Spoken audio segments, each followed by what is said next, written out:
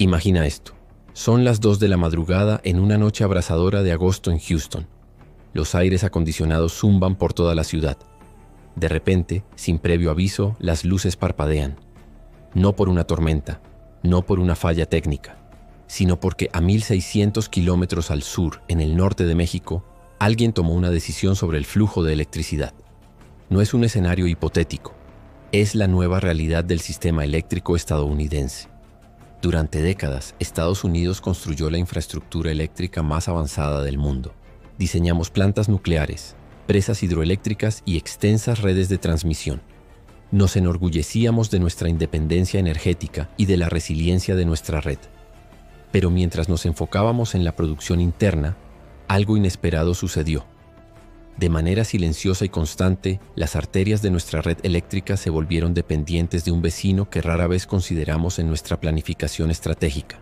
Quédate conmigo porque más adelante te revelaré el momento exacto en que esta dependencia se volvió irreversible y por qué ni siquiera los expertos lo vieron venir hasta que fue demasiado tarde. Lo que realmente está ocurriendo es esto. La red eléctrica de Estados Unidos, la vasta red de generadores, transformadores y líneas de transmisión que mantiene las luces encendidas para 330 millones de personas, ha desarrollado una vulnerabilidad crítica. Y esa vulnerabilidad es México. No estamos hablando solo de importaciones de electricidad, aunque forman parte de la historia. Hablamos de algo mucho más profundo. Los componentes físicos, la capacidad de manufactura y la experiencia técnica necesarias para mantener y expandir la infraestructura eléctrica estadounidense se han desplazado cada vez más al sur de la frontera. Las implicaciones son enormes. La red eléctrica estadounidense representa un activo de infraestructura de $2 billones y sustenta $20 billones de actividad económica anual. Cuando la red falla, incluso parcialmente, las consecuencias se sienten de inmediato.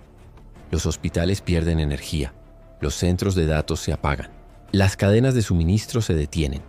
El apagón de Texas en 2021 causó un daño económico estimado en $200 mil millones y provocó más de 200 muertes. Ahora imagina esa misma vulnerabilidad, pero incorporada en la base misma de cómo mantenemos y modernizamos toda nuestra red nacional. Así es como llegamos aquí. Descubrirás las 3 decisiones clave en la cadena de suministro que crearon esta dependencia, por qué la pandemia de COVID aceleró una tendencia que llevaba más de 20 años en marcha, y lo más importante, qué significa todo esto para la seguridad energética estadounidense en un mundo cada vez más inestable. Te mostraré los datos que las compañías eléctricas prefieren no publicar, las implicaciones geopolíticas que mantienen despiertos a los estrategas del Pentágono y el momento decisivo a principios de los 2000 en que podríamos haber evitado todo esto. Esto no se trata de culpar a nadie, sino de entender. Porque una vez que veas los mecanismos de cómo construimos esta vulnerabilidad, entenderás por qué es tan difícil revertirla. Uno de los componentes más críticos y del que probablemente nunca has oído hablar son los grandes transformadores eléctricos. Son enormes dispositivos, algunos de más de 400 toneladas, que elevan o reducen el voltaje para transmitir electricidad a largas distancias o distribuirla localmente. Son la columna vertebral de toda red eléctrica moderna. Sin ellos, la electricidad no puede viajar desde las plantas de energía hasta tu hogar. El problema es que Estados Unidos prácticamente ya no tiene capacidad de producción nacional para estos transformadores. Hasta 2024, aproximadamente el 85% de los grandes transformadores utilizados en la red estadounidense se fabrican fuera del país, y una parte cada vez mayor, alrededor del 40%, proviene de México.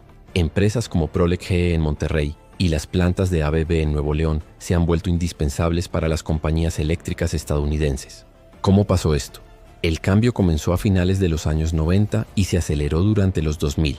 Los fabricantes estadounidenses enfrentaron un panorama complicado, costos laborales en aumento, regulaciones ambientales estrictas y, sobre todo, una falta de demanda interna que hacía inviable mantener plantas de producción en el país. Las compañías eléctricas, presionadas para reducir costos, comenzaron a adquirir transformadores de fabricantes extranjeros. Al principio, esto significaba Europa y Asia, pero la geografía y los acuerdos comerciales como el TELCAN y luego el TEMEC hicieron que México resultara cada vez más atractivo. La transformación fue gradual e imperceptible, y cada decisión parecía económicamente lógica. Una planta en Pensilvania cerraba, una en México ampliaba su capacidad. Ingenieros estadounidenses se jubilaban, mientras que las escuelas técnicas mexicanas formaban a sus reemplazos. Cada paso tenía sentido individualmente, pero en conjunto crearon un riesgo sistémico, y los transformadores son solo una parte del problema. México también se ha convertido en una fuente clave de interruptores de media tensión, disyuntores y acero eléctrico, el material especializado usado en los núcleos de los transformadores. Fábricas en Monterrey, Saltillo y Tijuana producen componentes que van directamente a proyectos de mantenimiento de la red estadounidense. Cuando una compañía en California necesita reemplazar equipos antiguos, la cadena de suministro pasa cada vez más por México. La pandemia de COVID mostró lo frágil que era este arreglo. En 2020, cuando las fábricas mexicanas cerraron durante los confinamientos, las compañías eléctricas estadounidenses enfrentaron retrasos en cascada. Se pospusieron proyectos, los inventarios de emergencia se agotaron y los tiempos de espera para transformadores críticos pasaron de 12 a más de 24 meses. Una dependencia que parecía teórica se volvió completamente real. Lo que hacía a México especialmente atractivo no era solo el costo, sino la proximidad y los acuerdos comerciales. Un transformador fabricado en Monterrey puede llegar a Texas en cuestión de horas. No hay retrasos marítimos, ni procedimientos aduaneros complicados bajo el TEMEC, y los costos de transporte son mucho menores que desde Asia o Europa. Para las compañías con presupuestos ajustados y cadenas de suministro justo a tiempo, México se convirtió en la elección lógica. Pero la vulnerabilidad estratégica no solo tiene que ver con el lugar donde se fabrican los componentes, sino con dónde reside el conocimiento técnico. A medida que la manufactura estadounidense declinó, también lo hizo el conocimiento especializado necesario para diseñar y producir estos sistemas. Las universidades dejaron de enseñar diseño de transformadores, las cadenas de suministro nacionales se debilitaron y el saber técnico migró al sur junto con las fábricas. Hoy, cuando ocurre una emergencia eléctrica, un huracán, un incendio forestal o un ciberataque, las compañías estadounidenses dependen de la capacidad de manufactura mexicana para recuperarse. No hay una forma rápida de traer de vuelta esa capacidad. Construir una planta de transformadores grandes requiere cientos de millones de dólares, años de desarrollo y una fuerza laboral que ya no existe en número suficiente en Estados Unidos. Esa dependencia ha tenido consecuencias que van mucho más allá de la economía. La primera es la volatilidad de precios y el poder de negociación que obtiene un país extranjero. Cuando dependes de otra nación para componentes críticos de tu infraestructura, le estás dando poder implícito, aunque nunca lo use. En 2023, cuando surgieron tensiones entre Estados Unidos y México por temas migratorios y de seguridad fronteriza, algunos estrategas estadounidenses notaron una realidad incómoda. México podría en teoría imponer controles de exportación o priorizar sus propias necesidades eléctricas antes que los pedidos estadounidenses. Esto no ha ocurrido, pero la sola posibilidad ya cambia el cálculo estratégico. Durante 70 años, la política energética estadounidense se basó en la idea de que su infraestructura eléctrica estaba bajo control nacional. Esa suposición ya no es válida. El segundo efecto afecta directamente a los consumidores. Una menor resiliencia de la red y una modernización más lenta. La red eléctrica estadounidense necesita urgentemente ser actualizada. La Sociedad Estadounidense de Ingenieros Civiles le da una calificación de C. Es necesario integrar energías renovables, reforzar sistemas ante climas extremos y reemplazar equipos de los años 60 y 70. Todo eso requiere grandes cantidades de transformadores, interruptores y componentes especializados. Pero cuando esos componentes provienen de cadenas de suministro con largos plazos de entrega, la modernización se retrasa. Un proyecto solar puede enfrentar esperas de 18 a 24 meses. Los programas de refuerzo climático se posponen. La modernización necesaria para 2030 parece cada vez más imposible, no por falta de dinero o voluntad política, sino por falta de capacidad de manufactura interna. El tercer efecto es más sutil: el creciente poder de influencia de México sobre la política energética estadounidense. A medida que las fábricas mexicanas se vuelven indispensables, las empresas de energía mexicanas y los fabricantes adquieren influencia indirecta sobre las decisiones regulatorias de Estados Unidos. Cuando la Comisión Federal de Regulación Energética analiza nuevas normas, muchas observaciones provienen de empresas con operaciones en México. Estas defienden reglas que encajan con sus cadenas internacionales, no necesariamente en contra de los intereses estadounidenses, pero tampoco siempre a su favor. Esto cambia de forma silenciosa cómo se toman las decisiones. Lo que antes era un proceso interno ahora incluye consideraciones internacionales. La ubicación de la manufactura empieza a moldear las políticas regulatorias de maneras poco visibles pero importantes.